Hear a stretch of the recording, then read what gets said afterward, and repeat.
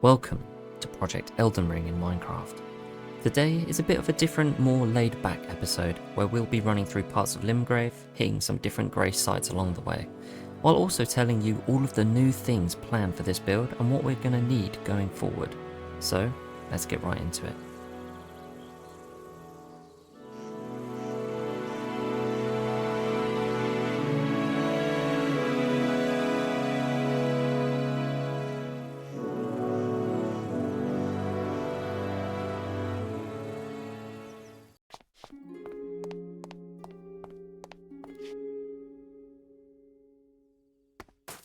The first places we'll be visiting are the First Step and Church of Ella, both of which have been slightly redesigned already to match the building quality we have established with Conquest Reforged. Thanks to both of our builders, Swipe and Wizzy, we've been able to start reworking some of Limgrave from its vanilla Minecraft palette to the new Conquest Reforged one. While there won't be many builds showcased in this video that Swipe and Wizzy have done, our next episode of Project Elden Ring in Minecraft, the Caelid update, will definitely showcase a large portion of their efforts as we've progressed through that region. However, one particular redesign that Wizzy did were the diagonal versions of the Marika churches, which we will be using in all places that require the diagonal variant of it. The Church of Ella are one of those that needed a fresh new update to match the conquest design I created back in Weeping Peninsula.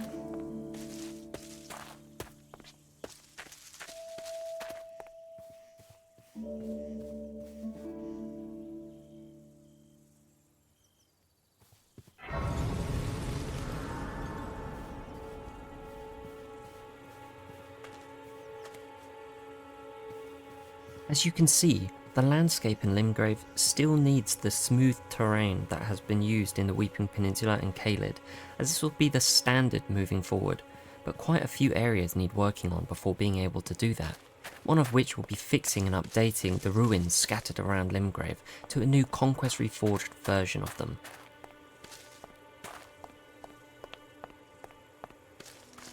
We are now on our way through the Limgrave forest to reach the area where you first received Torrent from Melina.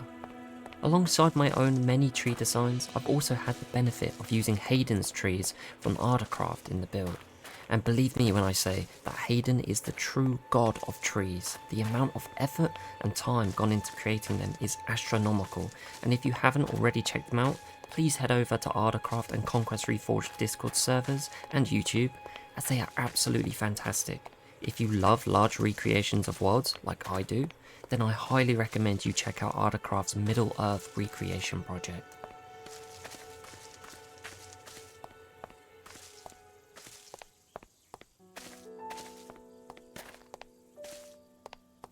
Here, in the Gatefront ruins, you can still see that a good portion of this will need a redesign in Conquest Reforged, with only a few things that have been overhauled already, such as the chest carts. The same can be said for the majority of areas. Only small portions of Limgrave have been updated, so when we have finished working on Caelid, our next step will be to finish the overhaul on Limgrave, which in theory should not take very long. I wasn't too sure about the format of this video, as this was a poll I ran in my Discord server, which, by the way, you should join, and majority voted for the Limgrave tour. I spent quite a while figuring out what I want to show, with also trying my best not to spoil other regions' work. I also considered the fact that we've already seen a lot of Limgrave in my videos so far, so it'll be more of a relaxing stroll through a few areas of Limgrave without too much explanation like I usually put in my typical video format. But if people like the tour video, then I would be happy to do another one after Caelid is finished, and then potentially every region will have their own tour. Unfortunately, I cannot go to every area as the video length would be crazy long, so when I start streaming, I'll be able to do on-stream tours of the build there too. So in preparation for if that happens, please do consider following me on Twitch, link in the description.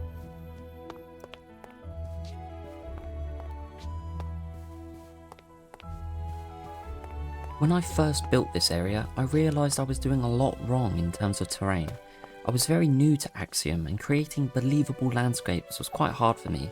However, over time I've slowly corrected parts of Limgrave and improved a lot of my terrain and terraforming. Axiom is a great tool for anyone looking to build large worlds, slopes, mountains, ravines, anything really.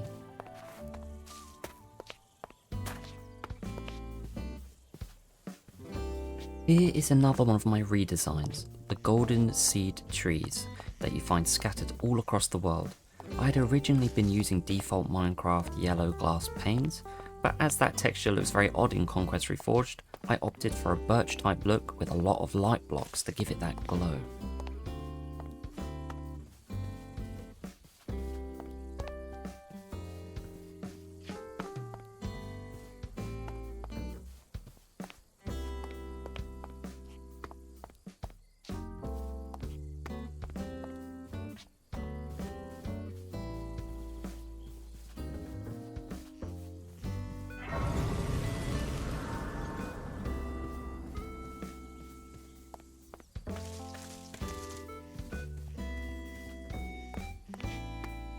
First big terraforming challenge of the build was this large slope up to Margit's arena.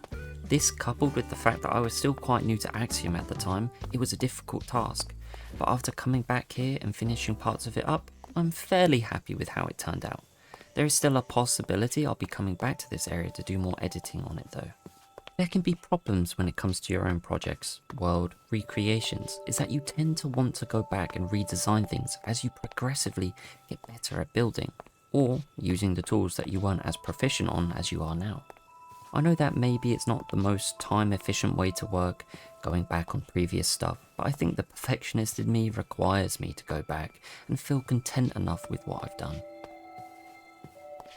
A question I've been asked multiple times is, how do you start your own project, or how do you start a recreation in Minecraft? My answer to this varies from project to project. This is my first attempt at this myself, so I can only speak from this experience here, but I think I took it in the right direction. So my advice would be to start working on scale. It is the most important part, since you'll basically never be able to change it again. Usually you can figure this out by either creating a map in World Painter, then target a structure somewhere in that landscape and build the door frame. If you feel like the whole structure would then be too small or too large based on this door frame, then you can change the scale of the landscape accordingly back in World Painter. And this is what I did with the first step monument. I checked it for the first time, realised it was way too small, then again, and it was way too big, and after a few more attempts I got the perfect scale that I was happy with.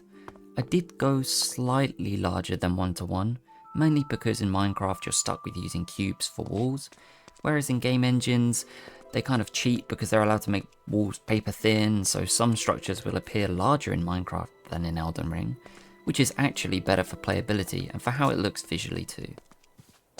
However, all of this depends on what world you choose to build. For example, Grazzy's Breath of the Wild map, he had access to very accurate map data for the build, so it was quite helpful to use the map when creating it in World Painter. However, some games don't have a map to use, and you're either going to have to build it piece by piece, or find resources online that show the full scale. I think Dark Souls 1 would be a fairly good example of this. There are endless ways to plan and process your first project, so I won't say that my method is 100%, but I definitely think if you do decide to enter the world of mindlessly placing blocks till you get something that kind of resembles a game world, then I'd suggest really choosing a game you don't mind looking at for several years. Now that we've entered Stormveil, it's time to talk about a large part of the project that I think is necessary going forward, which is Project Stormveil. Essentially, all this will be is a Conquest Reforged redesign of Stormveil Castle, using the correct angles for the build to allow the exit point to Liurnia to be accurate. One of the things that has endlessly bothered me during this project is that I did not connect up the exit door to Liurnia correctly, and it'd mean I'd have to redo the entirety of Stormveil if I wanted to fix it, so that's what we're going to do. And while we're at it, we're going to be updating all of the designs to Conquest Reforged and give all of the builds even more detail than before. I had been using Conquest Reforged for some parts of the castle, but it was only slightly fixing up parts that I wanted to work on, like certain walls or closet items, but now everything will conform to the same standard we're going with in every region.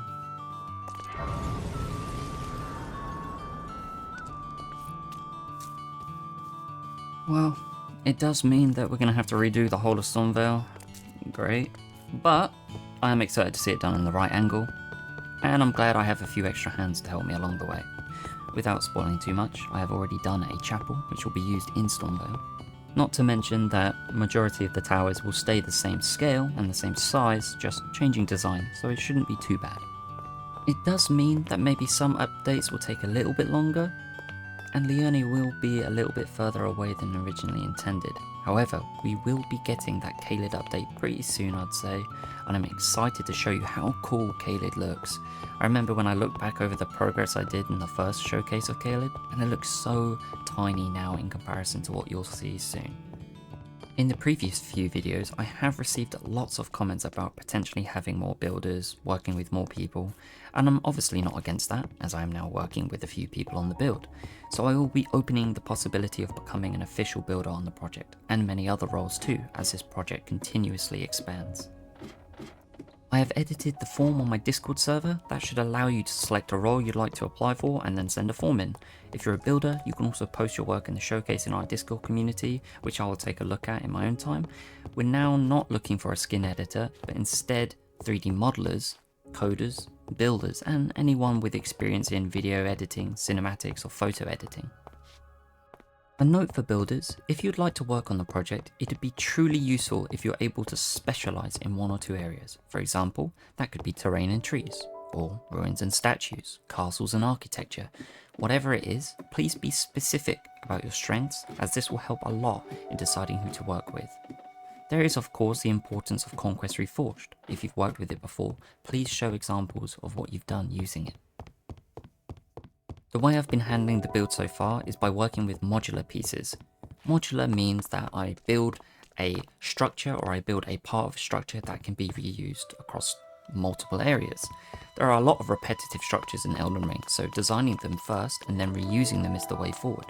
You might think this speeds up the process a lot, and while it kind of does, you do have to go in and redetail it based on each location.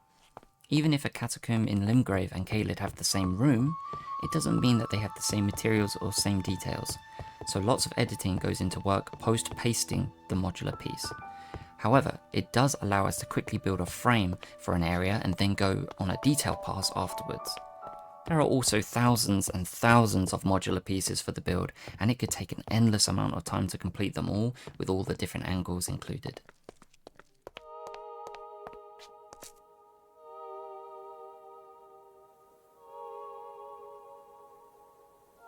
In my previous video, I made a strong mention of the fact that this map will be free, and I intend to keep it that way, with an incredibly large portion of people saying that they would be happy to pay for it, which of course I am very grateful that you'd be willing to do such a thing. I love the support and energy that the community has given to me and this project, so thank you very much, and I wouldn't be here without all of you. However, as I mentioned, it will be entirely free.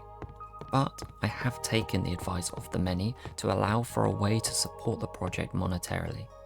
This is via Ko-Fi or a YouTube membership. I want to mention, however, that this does not mean that you will receive any access to the build, project or map earlier than anyone else. This is only purely for the support of the project going forward for those who wanted to contribute in that fashion. So please take that into consideration before deciding anything. You will, however, receive the Noble Patron role within the Discord community, as well as have your name etched onto the Wall of Honor somewhere within the map.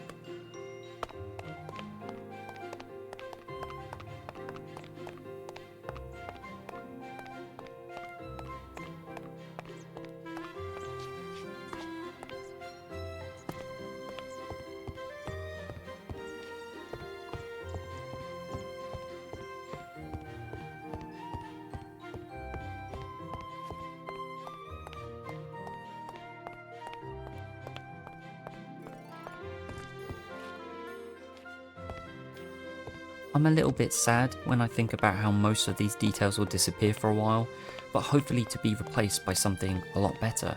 One thing I'll make sure to do is keep a copy of the original Stormveil just in case anything goes wrong. Luckily, Axiom is very useful in doing large scale copies like that, otherwise it'd feel impossible to save anything.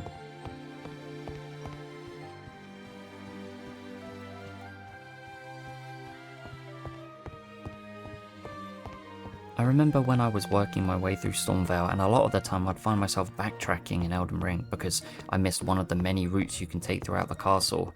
There are actually so many paths that you can get to the boss or to other areas within the castle. It was one of the more intricate parts of building it.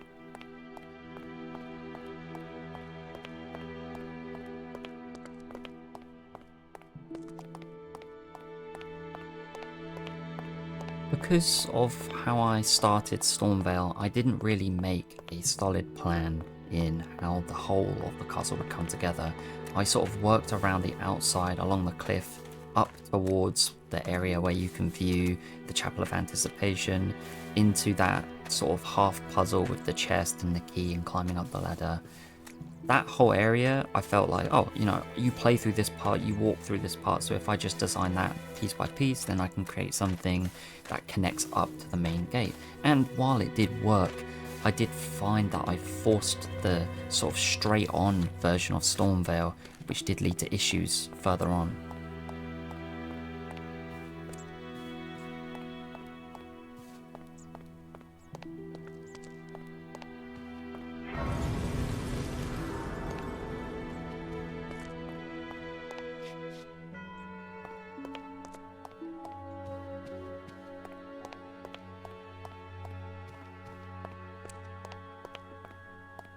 The place with the tree spirit boss I won't show in this video even though it's finished. I just think having it all updated in Conquest Reforged will be much more enjoyable, as it's a lot to go through down there right now.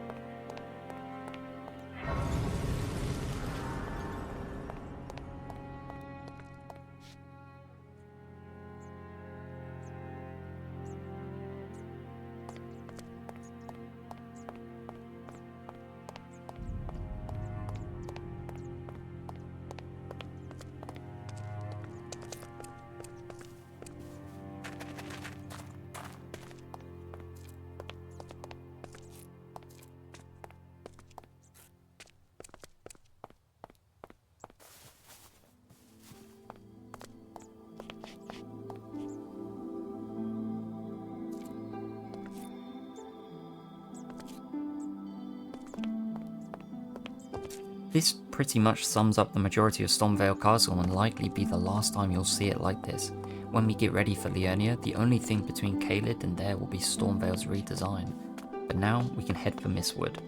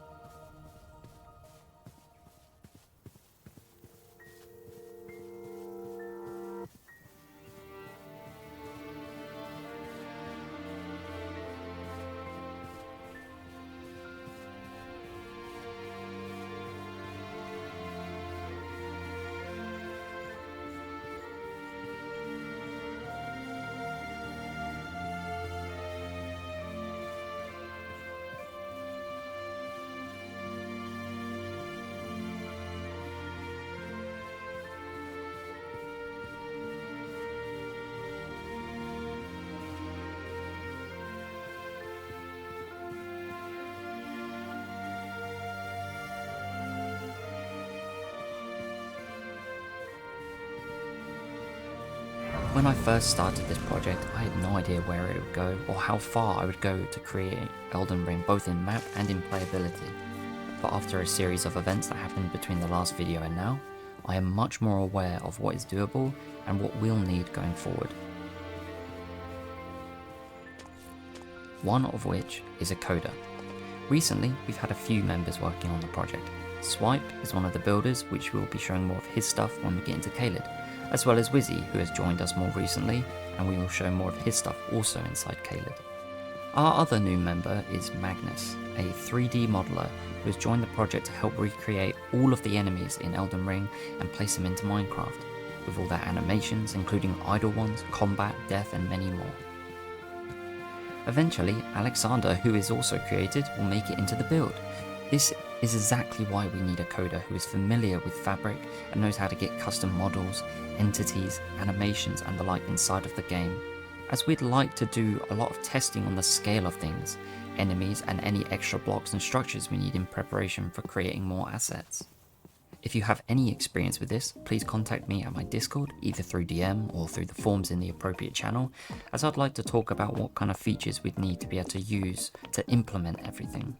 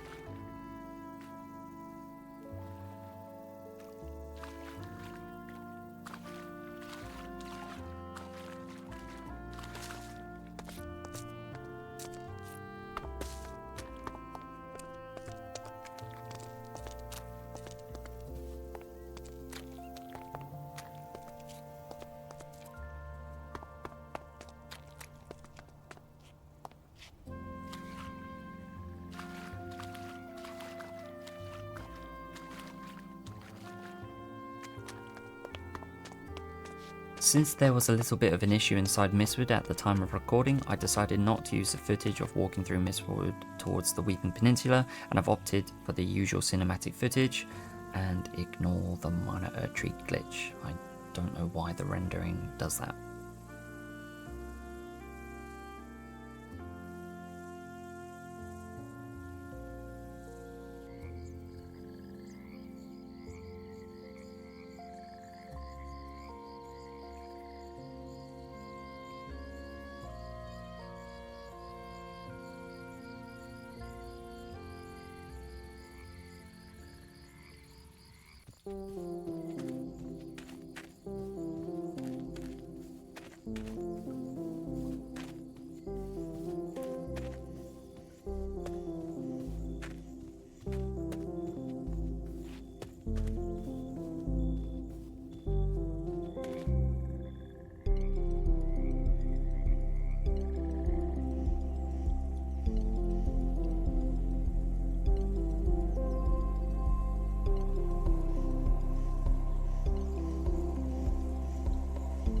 The CO for a well is one of the few buildings that have been Conquest Reforged redesigned by Swipe and will also be used in places around the world where you would find them.